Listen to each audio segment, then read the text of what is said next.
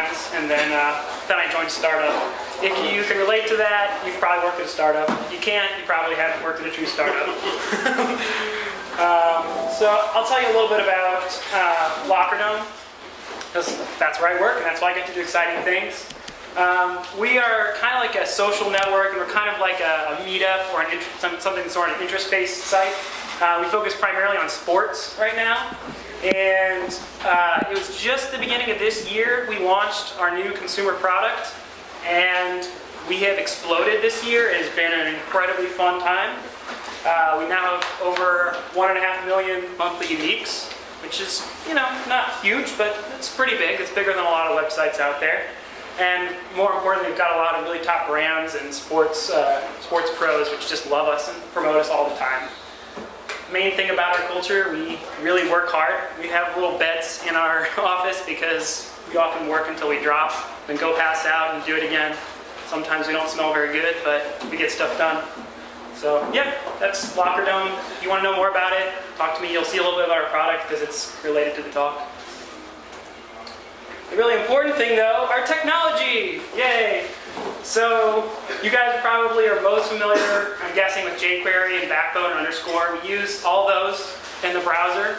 That communicates through our load balancer to web servers, which don't do a whole heck of a lot, but are there for legacy reasons, and they do a little bit. Those are, unfortunately, in PHP. Been a lot better choices knowing what we know now, but rewriting code takes time. And then the part we'll be talking about is the back-end API servers, which are using Node.js, and they're communicating with Postgres, which is by far the best database out there, and Redis, which I can't say is wonderful, but it's about as good as you're going to get for what it does. So today we're going to talk about the feed. Turns out feeds kind of hard to optimize. There's a lot of data going through them. It's real time.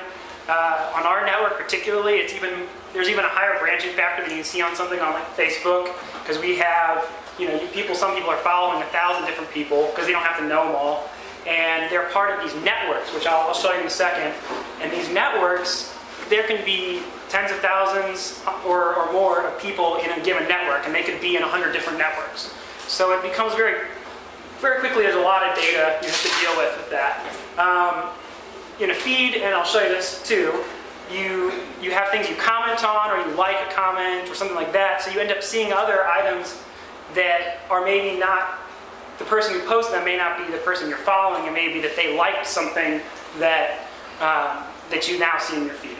I probably should just jump over that real quick and show you. Let's see how I do this.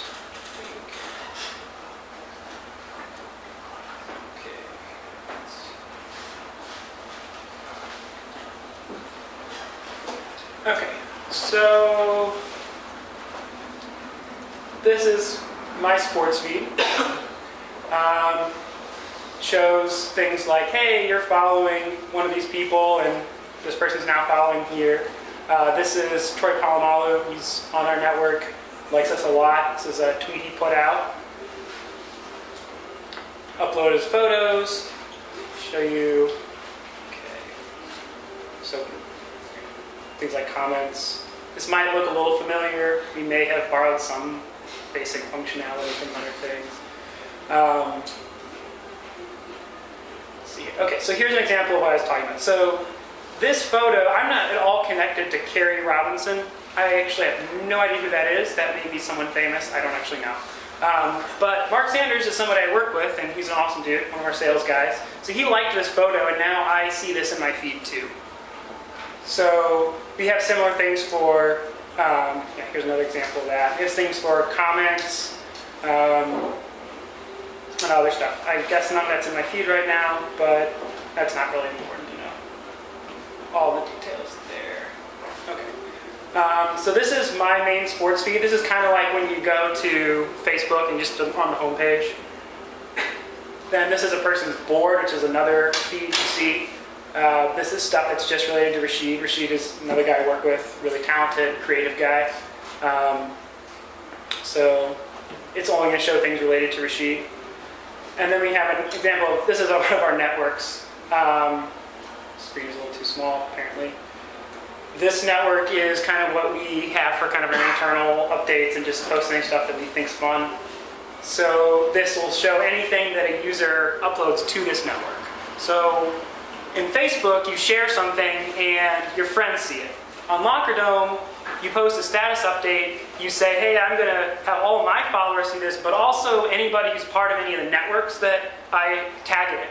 So this, Carol is another person I work with, when she posted this, she put down LockerDome's, what's happening to LockerDome is one of the networks to tag. So now anybody that's part of that network or anybody that goes to this network homepage is going to see that content too.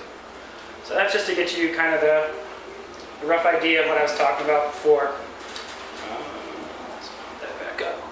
Okay, so now to get back to this. So this is what I mean when I say data is nested, and it's also potentially reachable in multiple ways, because I may be following Carol Matthews and I'm also part of that network. So I see it for two reasons. We have to at some point account for that so we don't show it twice, and it can quickly branch to be a lot of data. So, long story short, feed was pretty darn slow. For some people it was taking over 20 seconds to load their feed, which meant that we just spit back a 500 because it shouldn't take that long. So this is the algorithm we were using. We've since updated it a bit. Basically, we start with, as I said, we start with all the people that someone's following, all the networks they're part of. We pull in all content that's related to any of those things.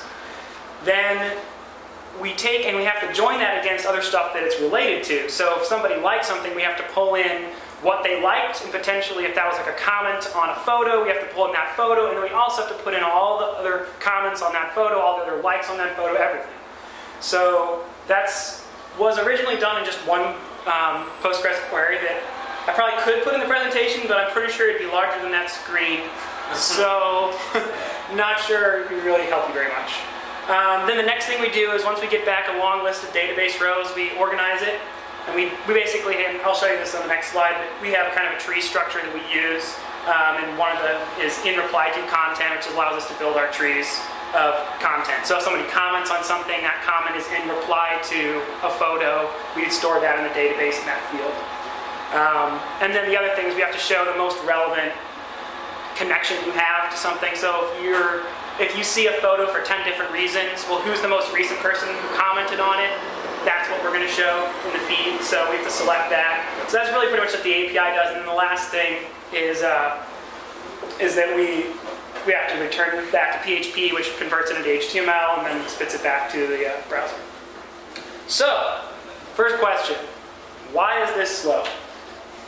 Joins. Yeah. Joins? Recursive. Yep. All. What's that? The word all. Yep, those are all things making this really slow, for sure. PHP. That's my favorite answer. Unfortunately, we can't blame PHP for this. Are you streaming content to PHP, or does it come all as one big? So we have paging. I didn't include the paging stuff in this presentation because I thought it would make the presentation a little too long. That does make it a little bit more complicated, but we just forget that for the time being. It's a good point, though. So yeah, those are the main reasons why it's slow. This is just to get you the exact tables. This is simplified to just show the relevant stuff, but basically what you see here is we have a content table which represents our comments, our likes, any piece of activity in the feed, and that makes a tree. As you can see, it loops back on itself, and then any given content item, like a photo uploaded, could have multiple people tagged in it, could be tagged to multiple networks. We use users are represented as accounts and networks are represented accounts.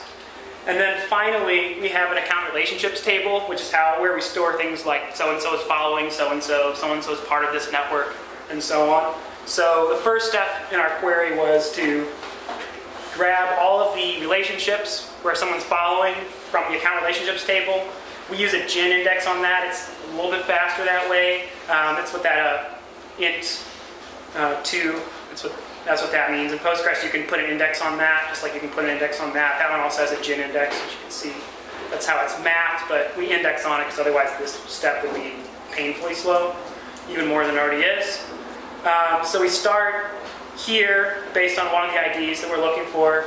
Then we index that into here, which returns a bunch of results, and then we iterate through. It's actually iteration. They call it recursion in Postgres, but eventually we build out the whole tree. Then we return all those rows. They call it recursion, but it's But iteration. it is, yeah. The key word in Postgres is recursive join. It's like a union with recursion or something. Recursive. Yeah, recursive. Yeah, something like that. But it's iteratively doing it. It's selecting all the rows and then going and doing it again and again and again. So it's actually iterating, but it functions more like recursion to a lot of people in their heads. That's why they do it that way.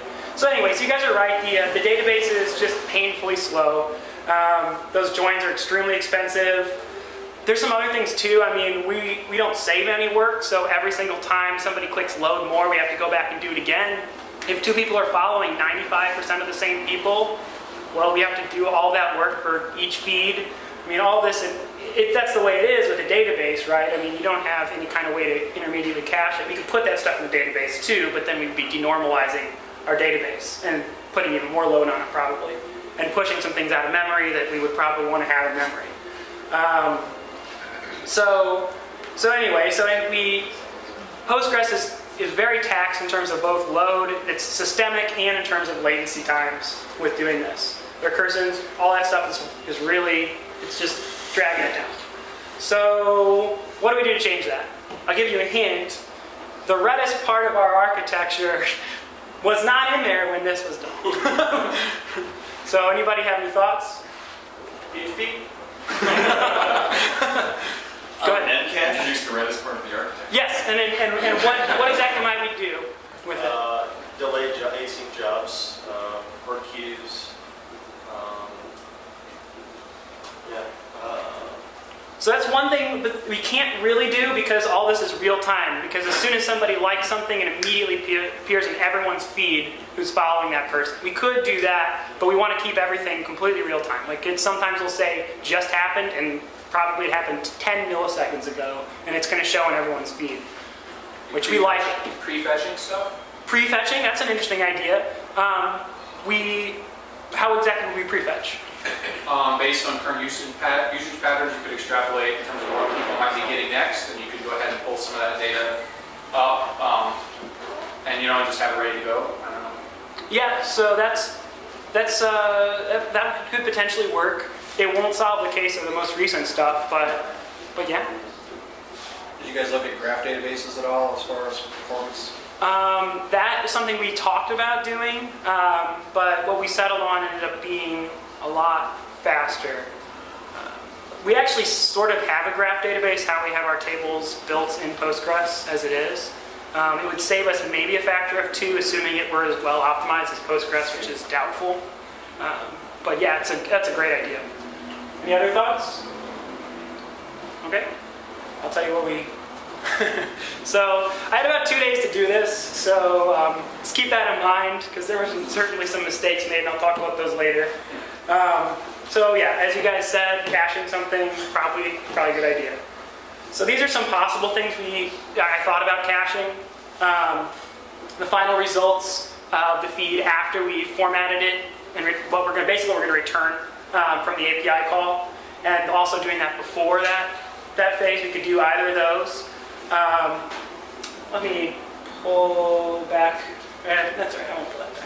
So there's also, we have these little bits of content that, as I said, there's content trees, and sometimes we'll have a contest or something that'll have over 1,000 comments on it, and we have to then go and get all that stuff from the database. We could put all those trees in one place so that it's much quicker. We don't have to do a recursion join thing in the database to get those. We could also keep track of each individual user. This is one way of potentially dividing and conquering. So if you're following 1,000 different people, if we store the activity for each of those individual people, well, if somebody else is following 900 of those people and we've saved that activity, well, we've saved ourselves a lot of work because there's a lot of overlap there. Then we could also do it the way I think Facebook may do this, which is when somebody updates their status, we look then at all the places where any user that's going to see that in their feed, and we could push it into a queue there so that it's all ready to go. And then of course the first step is who everyone's following. We can cache that as well. So, and these are kind of some of the main issues. We have to think a lot about memory. If we start duplicating data in a bunch of places, it will chew through Redis memory like none other, especially because Redis is extremely inefficient. And we have to deal with invalidation and all of that stuff. So these are just some other issues. That's not too important. So what did we get to? This is the most important optimization we did, where we indexed every single user and their network's activities. So if I'm following 1,000 people and I'm part of 100 networks, I go and grab 1,100 cache entries that each have a list of activity items that are IDs, and then I can now join through those. And because IDs are ascending based on time, I can know which ones I need to grab, and I can save myself a lot of fetches, and I don't have to go to the database and do that. Furthermore, once I pull that into cache, if somebody else is following most of the same stuff, then there are only going to be a few of those that are going to need to go out to the database. And the vast majority of them will be right from cache, which is nice. That's the first thing we ended up caching. We also cached all the trees. So instead of doing a recursive join, we can now say, oh, when I grab this comment that's part of this tree, all I need to know is what tree it's part of. It's part of this person who uploaded a photo. Therefore, I know I need to get these 1,000 comments, these likes, these other things. I grab all those IDs in one pass. I no longer need to go to the database for that. And then we also indexed each individual user who they're following. That we do for, it's not a huge win here, we do it for other reasons. So, designing a cache for Redis. This is where we get to the meat of it, the fun part. So I have to say, Redis is really terrible. It's incredibly memory hungry. It's not really as fast as it could be. It has a lot of problems. It's not that easy to extend, but it is actually the best thing out there that we can find. What version I'm using 2.6, which has the Lua extensions and all that. It's faster than Memcache, and it's great, and you can shard it manually, which is what we do, but it just chews through memory really a lot of it. It's not good. I just looked at the benchmarks of other things. We had 2 days to do this, so we picked something based on other people's numbers and went with it. So we have to have some kind of a cache that's going to scale. You know, we can't just have it solve the problem for today, because I can tell you it's very difficult as it is to convince a business that they need to drop what they're doing for 2 days and not introduce new features. So it had to be done in 2 days, and it needed to get us far enough along that it was going to be at least a couple months before this issue came up again. So then this is really a tricky thing we have to deal with. So we have multiple instances of Node. We have a bunch of them running. Well, what if 2 of them are trying to get the same key at the same time? Well, you don't want to have every single instance go and generate that key, because each one of them could be generating a feed that needs that same key. So you want to make sure that they somehow notice that the others are looking for that same key, and one of them decides to generate it, and the others wait for that. In a way, it's not slow, of course. And then you have updates you have to deal with, invalidate the cache. And of course, sometimes a Node instance dies. As wonderful as Node is, it is actually very unforgiving of bugs. And in a fast-paced environment, we have bugs that crash Node all the time. We gracefully shut it down, but it's foolish to think that it will not occasionally die. It just does. So we have to handle that case too. And what? And then the last thing is race conditions. If somebody's fetching a key while somebody else is updating that same key, we have to make sure that we don't end up overriding that same key that the other person is just updated. Once they update it, then override it with this old stale value. So we have to make sure we guard against that too. And of course, it has to be fast, both in terms of the latency and in terms of how much load it puts on the overall system. So, and of course that. So this is the algorithm we decided to use. It may seem like it's more complicated than it needs to be, but I encourage you to try to tell me why any of these steps are not necessary. So, let's see here. So we start up here, we miss a cache. So what we do is we go and look in the Redis cache. We shard to do this, by the way, but I'll talk about that later. If it's in the Redis cache, we are good to go. We don't worry about it. So we just return the results. Otherwise, we try to write this gen, whatever the name of the key is, to that same instance. and we set an expiration on that so that if something goes wrong, it doesn't lock everybody forever. If that succeeds, then that means that in the time between when we fetched the key and this, nobody else went and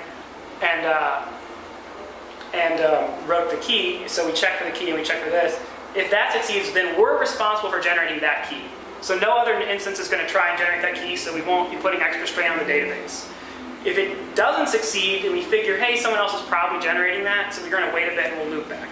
If it does succeed, we go and compute the key, which means reading the database, and then we write it back to the cache and return the result. And we do all of this actually in a loop, which I'll show you, and we do these in batches because it would be incredibly slow to do each one individually. So we take a whole huge pipeline of potentially thousands of keys, and we do this algorithm out that way. And this algorithm is running under Node? This is in Node, and I'm going to show you that code. I just wanted you to kind of understand why we're solving this problem. So this is like constantly running, that loop is like... Each time you go to fetch a bunch of keys, then it's going through this algorithm until it returns all the keys. So let's look at some code.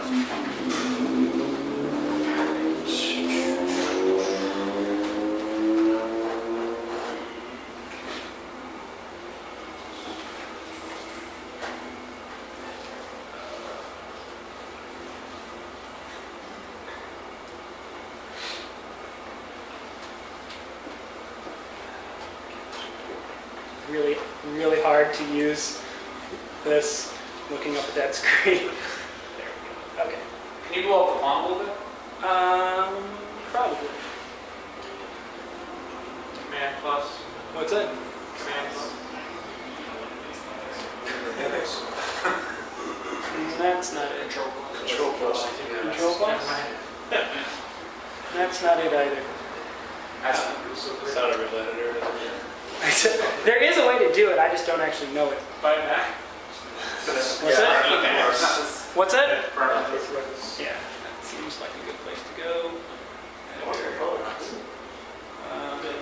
Fonts and colors, that would make sense. Yeah, I guess I do like my fonts kind of small. That's 16. This will be enormous. That's Yes. No, that's good. Is it good? Okay. All right. So this is kind of the meat of our of what we're doing here. So this function is a helper that we use pretty much across the board, and this is a common signature I use in a lot of our code.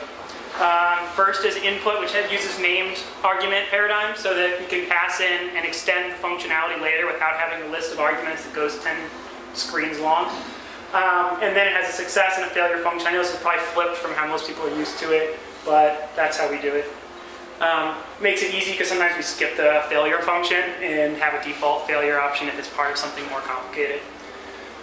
So this particular function takes an array of keys, a key type, which would be, in our case, might be activity for the feed for a particular user, something like that. So if we wanted to fetch those 1,100 accounts as activity, that's actually called ACT. That's the key type we use for that. And then a generate function, which is the function that will be called if we're missing some of the keys in the cache down in our function. So this is using just real basic metaprogramming. We pass in that function and we abstract out all the rest of it in here. I use this. I know I'm supposed to use self. I don't. Sorry. So this in our code is essentially a transaction. So it's the individual API call that's being made against the server right now. We save any cache entries we grab locally in that transaction object. So we have a little cache object that we use to do that kind of stuff. So we got results. This is what we need to fetch from Redis. Because we use namespaces on our keys, like I said, the activity one, for instance, uses ACT. This is just how we build that string. It has a default value, otherwise we use that. And I like to do these kinds of things. This is on the object prototype. This is on the object prototype. Makes it a lot easier to code up a lot of things. So that basically just makes sure we're not getting things more than once. And then we prefix those values because that's what we're going to actually grab from the Redis cache. So So first thing, as I said, we look in our local transaction cache. If we've already grabbed those keys for something else, then we don't have to get them again. All right, and those are some constants, which I'll get to in a second. This is a helper. I'll get that in a second too. So this is kind of the meat function. As I said, we basically iteratively try that algorithm. Obviously, you can't do that in a for loop since it's all asynchronous. So this is our function that we call initially, and it will in turn eventually call itself if it needs to.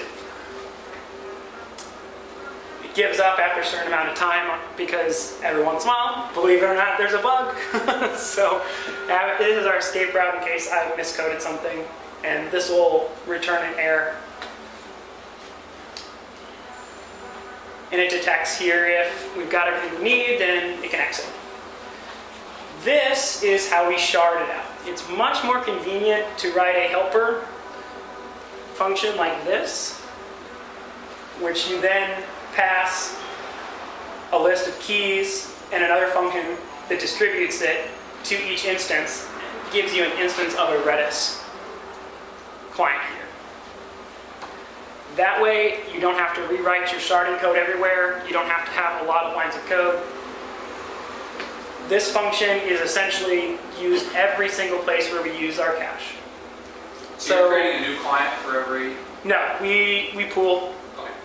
Honestly, we actually could have just used one per instance, but we didn't because I didn't realize we could do that until later on. Which module are you using? We are using, what's it called? Uses high Redis. I think it's just a regular Redis one. So you're sharding on the client. Yes, Redis has no built-in support for that in any of the client libraries that I've seen, which is good. And you don't have any problems with just network latency, I assume, with everyone. I mean, because essentially you're going to have however many instances you have in the same box hitting another box, or maybe the... Yeah, so it's all on a local network, which is one thing I'm glad we haven't had to deal with yet, is going across the internet. That would be a lot slower. But we do this all in parallel, so it is the best case even in that situation as well. So if this function comes in, and sometimes it comes in and it needs to fetch 100,000 keys, it will hopefully divide them relatively evenly between all of the different instances, and it will go and fetch all of those in parallel from all the instances. So the slowest one to return will be the one that holds you up, but at least you're not waiting, you're not doing them sequentially. You're doing them all simultaneously. You don't want to pool clients, though, and with that one client per module, so that module auto pipelines. Yes. And you only get that pipeline behavior from the client that's seeing all the requests coming in and matches them up. So if you start splitting that out with multiple clients going to the same Redis instance, that can't pipeline as efficiently. And they're still going to block each other, since Redis is going to be blocking anyway. Well, Redis blocks, but it's much faster than the time it takes to go to and back, which in our case is only, on the order of a few milliseconds. But it's only itself tied up for a very short amount of time before it can accept the next connection. And if you get into a situation where you've completely maxed out your Redis instances, you better get more of them, or else you're done for. Is that not what you're referring to?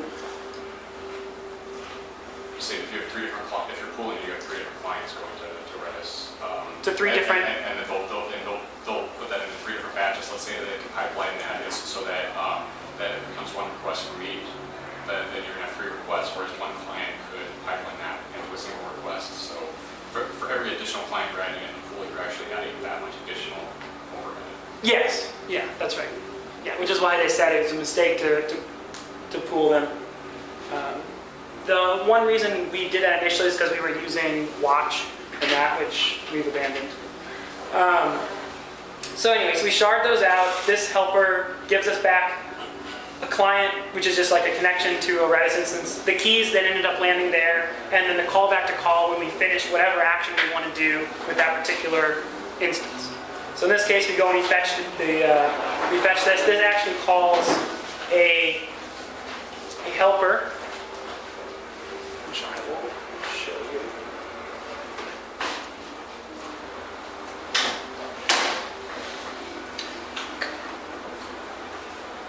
This is some basic Redis code right here. First thing we do is we try to get all the keys that we can get. Then we find whatever ones are missing, and we call our more complicated code on it there. Which our more complicated code basically tries to lock the keys and say, all right, any keys that I didn't get, try to get them again. If you still don't have them, then mark that gen key to sell other people that I'm going to generate that key. And if that's set, then I know that somebody else is already working on it, and I don't need to generate it myself. So is that a Lua block? That's a little Lua block. That's what Redis uses. Unfortunately, they don't use JavaScript. I hate Lua, but but anyway, what's that? So it's lightweight. Yeah, I guess. It's not as fast as V8, but and it uses one-based arrays, which is a great idea apparently. But anyway, it's what they use. So that allows us to do something atomically that we would not otherwise be able to do atomically. All right, so anyway, so that's our distributed Redis action that we're doing. It returns and tells us, hey, these are the keys we need to generate. These are the values you got. So we put those in our results, we put those in our local cache object so that if other people or other functions in the same API call need those same keys, they're there. And we call our callback to say, hey, I'm finished with this particular instance of Redis, that's what needs to be done here. And should we point out, this is not being done sequentially. These are all being done really quickly right after another, but because there's a callback-based thing here, this function is basically running concurrently. Then this second function here is called once we've done everything we needed to do with all those instances. At this point, we have a list of keys we need to generate. And if that list is not empty, we basically call our generate function, which does some stuff. And then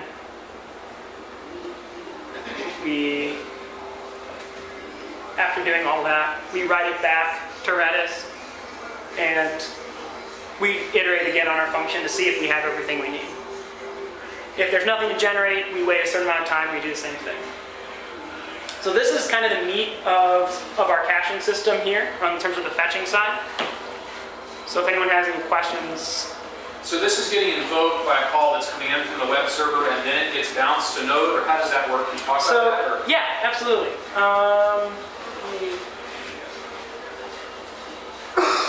Okay, so this is, for instance, our get personal feed, the sports feed, the feed that is like my homepage feed. So so an example of where we get called is right here. It's going to get called. This function right here is a helper that will basically, given a list of feed IDs, which is, hey, somebody uploaded a photo or something like that, it will go and grab all the activities associated with each of those from the cache, ideally. So that one, I'll show you that function. What are the callbacks? Yeah. So this function right here calls that helper that we just looked at, and it passes it, hey, these are the keys I need. This is the prefix I'm using for those, and this is the generate function. This is improperly factored. This generate function should have been put in a general purpose place rather than each time we use this function. That's something that's being addressed in the next round change. And then here we have our generate function that says, okay, so these are the keys I need to generate, which hopefully is a lot less than the ones that I passed you up here. This is the query we're using to grab them, which we do a database read, and then we return those keys. Gotcha. Does that make sense? Yeah, makes sense. All right. So that kind of goes through a lot of the code. Is there any more questions while I have it up? Are you going to talk about the net result? I mean, how much? Yeah, I'm gonna get back to that. Okay. I have a dumb person question. So you're caching all this info about the users. Does the cache expire? Yeah, so because I figured I was going to write some bugs, which, once again, super sleep deprived, a lot of work, constantly changing business requirements, equals there's going to be some bugs. I actually have the keys set to expire after 36 hours. The next iteration of the cache I'm working on now, which will probably be finished in a few days, there will actually be no expiration. They are pushed out of the cache based on the algorithm Redis uses that I've set it to use, which is the least recently used. It's an LRU algorithm. Particularly what it does is it samples a few keys, and then anytime it runs out of memory, and then it finds the one that was least recently used and pushes that one out to make more memory, and does that whenever it needs to do. Kind of cleans up memory stuff. Yep, which makes it simpler because I don't have to deal with that. I just have a simple question. I'm ignorant of how this works. What happens when one of those boxes goes down while it's in the middle of processing something? You talking about Redis? Yeah, or whatever. The Redis is what's running this. Well, so this is Node code that you're seeing right here. When one of those instances goes down, then it drops any of the API calls it has in flight. And we actually have a supervisor process which administers several instances of Node, and it will detect that that thing's gone down and it will spawn up a new instance. But yeah, I mean, somebody gets a 500 error. Probably more than one person gets a 500 Oh, error. so you return. Okay. And it happens. I mean, we have many millions of API calls a day, so, a few of them probably that happens. Although I get an email every time there's I didn't know if you had that seems like a flaw. Oh, That would scale with the... yeah. So, I mean, it's going to be proportional to how many bugs and how often the bugs are called.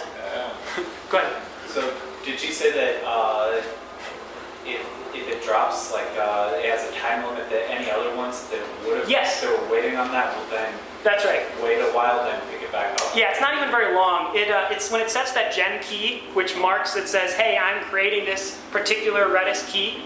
Nobody else created. It sets an expiration on that that's pretty low. It's actually only 500 milliseconds by default. You can configure it when you call this, but that number means that it has 500 milliseconds. If it takes longer than that, that key's going to expire, and somebody else will say, oh, well, I'm going to go ahead and generate that key too, even if somebody else already has it.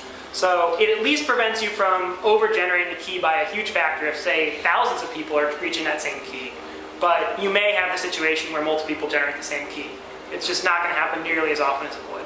That is going to also be turned up to a second 0.25 in the next release of this. Can you explain the gen key, why you have to do this, or what the deal is? Yes, sure. So, for instance, we have Troy Polamalu is one of our popular athletes. A lot of people like him. There's a lot of things that you have to draw when you go to his page and view his network.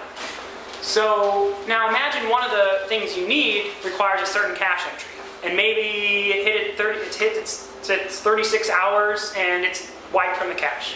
Now, in the short time before one particular node instance could generate that key, maybe you have 1,000 API calls that require that exact key.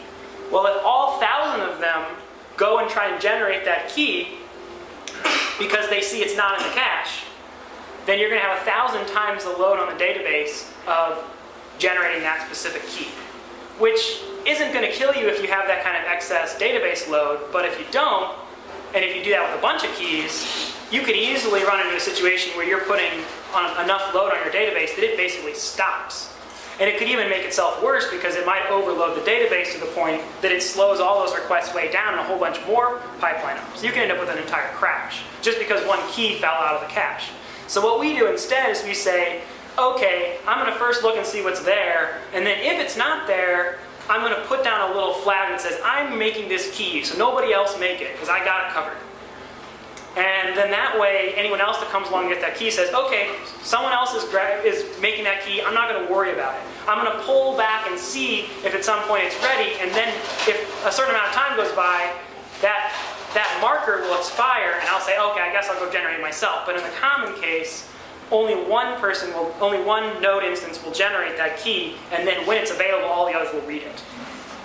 And so a key points to a piece of data, or what? Yeah, a key would be a piece of data, it's something we're caching. But it's not permanent?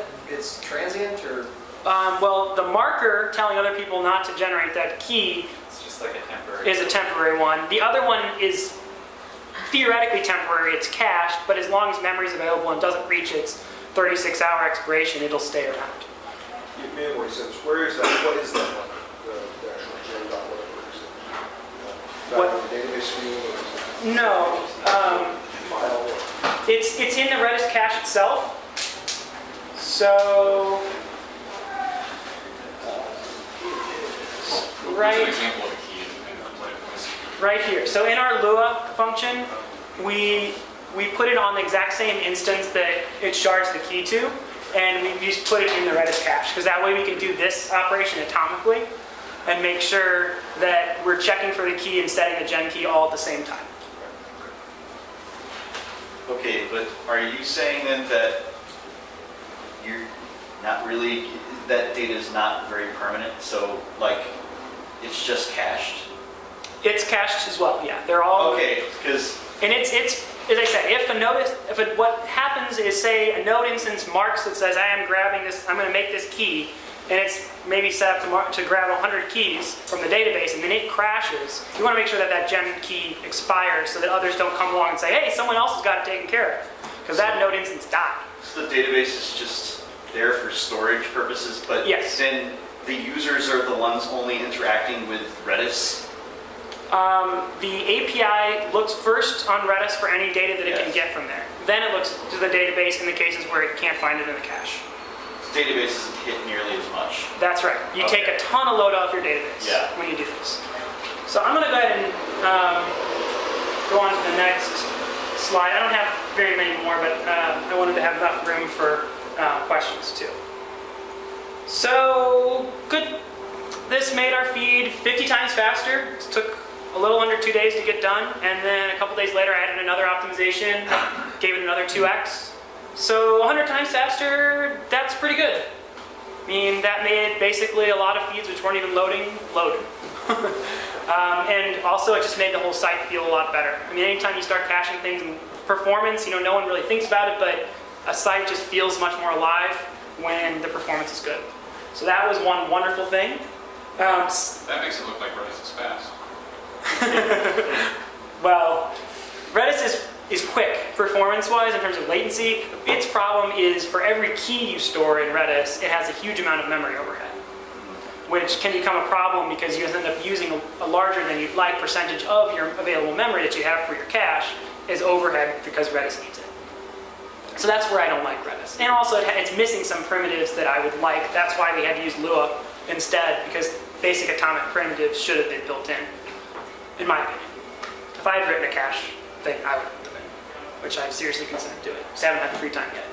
And since then, that same caching system many times has saved my butt when something was slow. And it's like, okay, this needs to be faster today, and I have 2 hours to do it. It's really easy to take whatever the data fetching thing that's going to the database is, put it in the generate function, and use my meta function that I showed you guys. So that's been a really quick way to scale up in pinches over and over and over again. Thank goodness.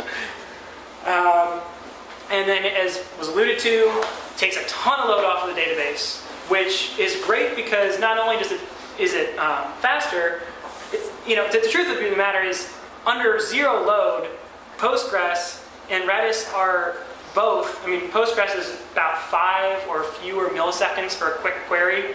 Redis is about 1 millisecond, sometimes a little less than that. I mean, they're both blisteringly fast.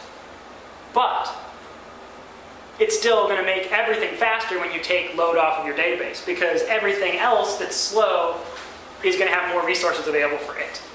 So that's a major plus. The other thing that's nice is it's much harder to scale out a Redis database, a Postgres database than Redis. Because Redis, you can just shard it in its key value. You can shard it as much as you want until local networking becomes our bottleneck. That said, there's some bad points. I put the generate function in the wrong place, so if multiple things needed to generate cache entries, they had to have that same thing, so it's poorly factored, as I mentioned. And this is a major downside. Anytime you add a new element into your system, you increase the chances it's going to break. Redis has broken before, and when it does, because we haven't written code to handle that, the whole site poops the bed. So it's one more thing that can go wrong. And this is why you should never, ever prematurely optimize, because it's just more things, more tiers, more things that can break, more code you have to write, however you want to put it. Having another tier is bad, all things equal. So major downside. Made all of our updates more complicated because now we have to invalidate cache entries instead of just writing to the database. That's been a source of a few bugs. And then of course one shortcut we take is with the database it's really easy to return just the fields you want. With Redis it's not so easy. So you have to group things into a higher granular than you'd like because otherwise you're going to use way too much memory. So when do those database inserts actually happen? The inserts, they happen all over the place. Anytime somebody updates their status or uploads a photo or anything like that, there's going to be a database. You do that, I mean, you have a queue set up for that, right? No. We have not gotten to a point performance-wise where we can't just wait until the actual operation completes and return the API call. So when we get to a point where that's not fast enough, then we'll cross that bridge. But for now, it's nice to get back a failure to the user if it did in fact fail. Where are you storing large binary data, like images and stuff like that? We actually put those on S3. It's about the only thing that has any level of redeeming quality on Amazon's web services. It's not even itself all that great, frankly. The other thing that's kind of, and I hate to say this because it's JavaScript Meetup group, Node is wonderful because you can plug in C++. When you start doing lots of processing, converting data around to and from JSON, whatever, if you're using a native function, it's fast. If you're not, it's really pretty slow. So if you have huge sets of data and you're processing them in JavaScript, I mean, if you have enough things hitting it, it's going to be slow. Fortunately, that's usually a CPU problem that can easily be solved by just adding more Redis or more Node instances. But it's just something to keep in mind because sometimes it's just a latency thing. I mean, if you have a huge list of data, there's some things that we can't do in real time because just the JavaScript to convert the data itself just takes too long. So that's something we're addressing. But for now, Are these node machines basically just memory machines? they don't need that much memory because almost all the stuff they're Redis, whatever the one that's cached. the Redis, yeah, They're just memory. So, simple service. yeah, so with Redis, you need to have a reasonably fast CPU if you have lots of requests coming at it, and you need to have enough memory to store whatever you'd like to have in your cache. So depending on which of those factors you're more weighted towards, if you have a larger data set that you need to keep in your cache, you need more memory. If you have lots of volume, you need to make sure that the total CPU capacity of all your Redis instances is high enough to keep Understanding up. the price, that's a lot cheaper than database machines or other machines with huge disk arrays. Sure, yeah, you don't write anything to disk. You don't even need to have a disk for the Redis arrays. Yeah. Sorry if this is a new question, but how does this architecture map to physical machines or virtual instances? Sure. Let me go back. So our API servers, we group a bunch of instances of those on one box. And then we have a supervisor that oversees those. And we have more than one box for that. Those are on actual physical hardware. The Redis are also on physical hardware. We put a bunch of instances on any given machine. The web servers are run under VMs. The database is run on physical hardware. The load balancers, the backup one is in a VM, and the main one is, I believe, on a dedicated piece of hardware, but I don't remember for Are sure. you hosting your VMs out of Amazon? No. Amazon is, Strictly SD? yeah, Amazon is terrible. Like, it really, we had stuff on Amazon before, and it's just amazing how much it fails. So it's just HTTP load balancers, or are they DNS load balancers? They're just the basic ones. I think it's, what's the name of it? I can't think of the name of our load balancer. It's running just software, actually. So it's really, PJ proxy? yeah, that's it. Yeah, what's up? So I think I understand why you want multiple instances to be multiple node instances. But why have multiple Redis instances and not just one big one? Sure. So Redis is single-threaded, similar to how Node is. Okay. So if we only had one Redis instance, even if it had adequate memory, the total throughput on the CPU side would be a bottleneck. And that's a very unpleasant bottleneck that equals unavailable site. But you could take one box and have multiple Redis instances on Yes. that one box. And that's Exactly. okay. And that's totally fine. That's what we did. Interesting. Yeah. This might seem like a strange question, but when you describe the node situation where sometimes it's slow and you're processing, like some big blob of JSON or something like that. Would that be an instance where if Node had the ability to spin up another thread, that Right. would be beneficial? You know, you could go out, toss it to that thread, and then... Yeah, it absolutely would. The trouble is that sometimes you have code and you don't know when you write the code how much data is going to be going through it, and to rewrite all of your code to guard against that possibility adds a lot of extra code. It's a good point for where you mentioned before, I think fibers and maybe looking into something like that. I think that would I probably don't know that that'll help you in that situation. It may not then. Have you thought about how you might solve that problem? Yeah, so I'm currently working on rewriting a lot of our subsystems in C++, and a lot of the stuff that stores data, particularly wrapping those using the V8 primitives. That way it uses a lot less memory, the accesses are quicker, you can do a lot of operations just a lot more efficiently. So that's going to help a lot on CPU and memory. And memory, anytime you reduce your memory consumption, you're going to make your whole program faster, even if you have infinite memory, because more of it will be in the cache. So, all right, so where are we? Loads. Okay, so now I'm going to take other questions, comments. These are some suggestions or things that might go if you don't, if you can't think of any other questions. I don't know how much time we have. I think we have a few minutes. Just curious, how do you profile any kind of bottlenecking or where Sure. it might be slow in this? Yeah, so I actually put in some things that I can enable, just if I want to, that will basically profile a single function and give a start and end time on it. And it also prints out, every time there's an API call, it prints out the amount of time. If anything takes longer than a certain amount of time, it'll also print that out too. So I do a lot of bookkeeping. I know it has a little bit of overhead, but when things go wrong, it's very useful to have. It So seems like that would be good to have. There's so many different yeah. pieces in play. So yeah, we write that all to log files, which, once again, has an overhead associated with it. It's a price I'm willing to pay because it's probably, 20% overhead maybe, which allows us to avoid a lot more problems. So, I'm sorry. So go ahead, it's fine. Oh, okay. So not to go too far backwards, but we talked about at the beginning, choices you had, and on Facebook, basically at right time, right, would Yeah. basically push those out.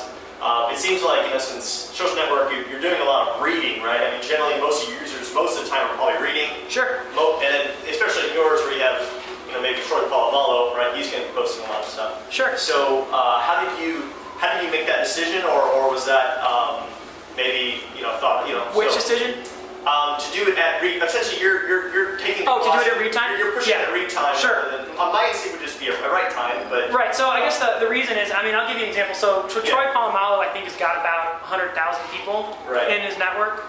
I don't think it's our biggest network, but it's a lot of people. And some of those people don't log on every day. Right. So if he puts out 50 updates in a day, or say 50 things are posted to that network, which is equivalent to that, then you're writing, 5 million things Sure. that mostly aren't going to be used.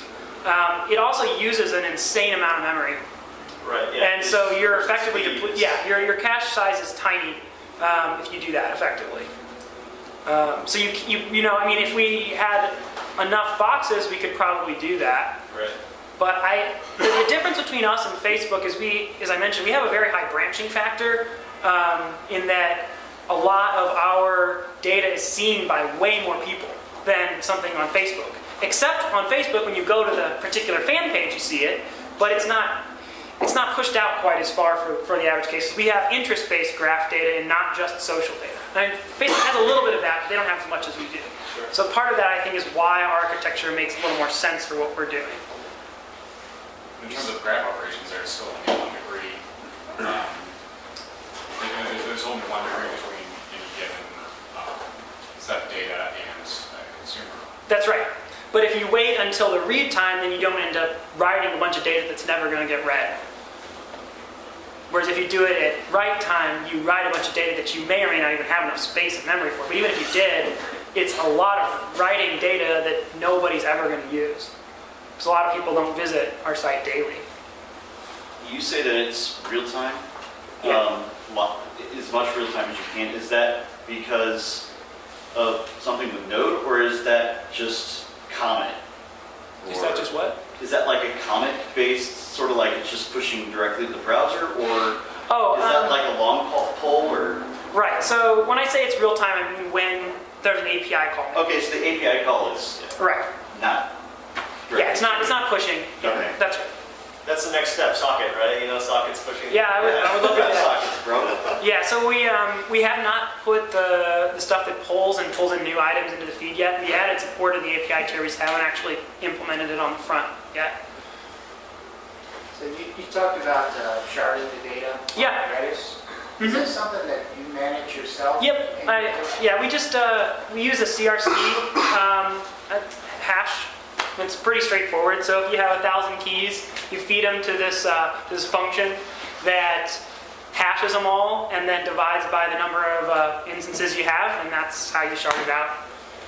So pretty simple. I actually prefer that to the way of like some clients automatically do it for you, because for instance for us, we put the generate keys on the same key or on the same instance as whatever the actual key is that it's related to. So if you're only grabbing one key instead of using 2 different instances and having an issue where you can't atomically do what you need to do because it's on 2 different instances, you put those on the same instance. So I actually like having control of that. And it's not actually that hard to do. It took maybe an hour and a half maybe to write that code. Is there any reason that did you guys think about using GUIDs for any of your keys, and so you wouldn't have to, you could just hash the data or whatever and use the GUID as the unique key? Well, we do have unique keys on all views. I still don't understand the generate then, so if you So you're generating, when you generate, you're generating the cache entry.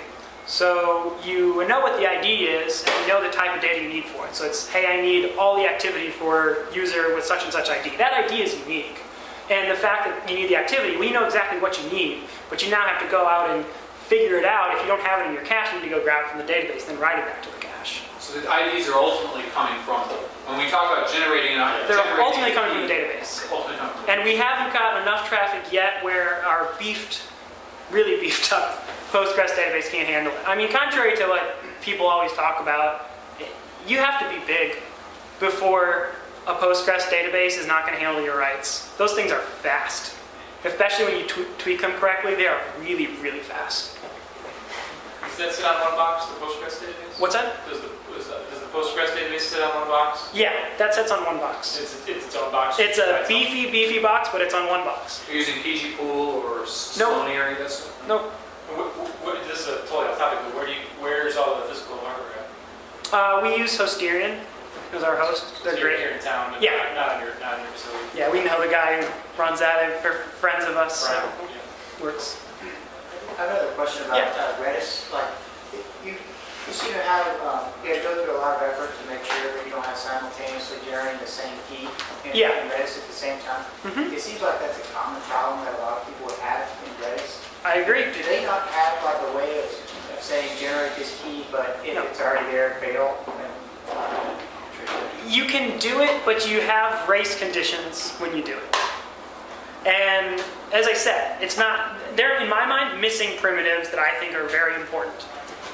If I were writing something for caching, I would put that functionality that I put in that Lewis script into the core, because I think it's a very important set of functionality.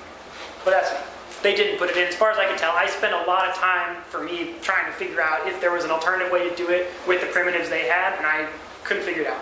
Maybe I'm just not smart enough, but I think it's actually just there isn't a way to do that. That's why in 2.6 they introduced the scripting. What's a primitive?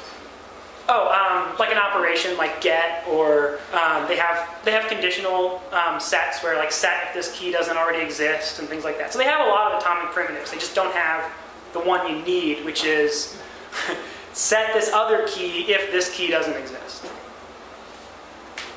Have you had to spend any time debugging Redis itself? Have you had to spend time No. becoming a Redis expert? Or No, I mean, the documentation's pretty good. It's pretty straightforward to use Redis. I mean, overall, it's a good product. It's just, as I said, it's missing that locking primitive that I don't understand how you would make a sane cache without, and it's pretty memory hungry. So those are really my only 2 major objections to it.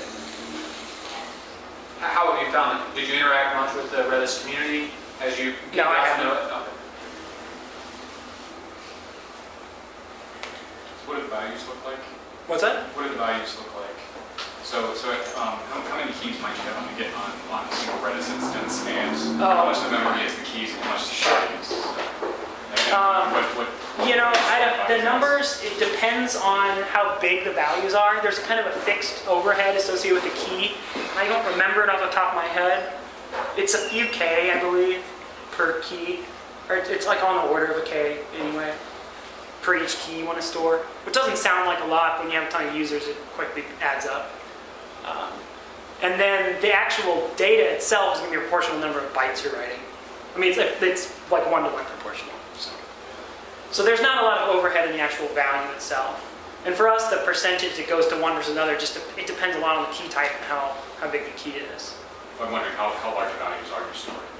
Well, some of them are getting a little bit bigger than I might like, because we did this code, this first pass, before we had additional requirements that we now have. So, I mean, like I said, we have a network that has 100,000 people. It's for each person, with the way we're storing with JSON, it takes about 50 bytes.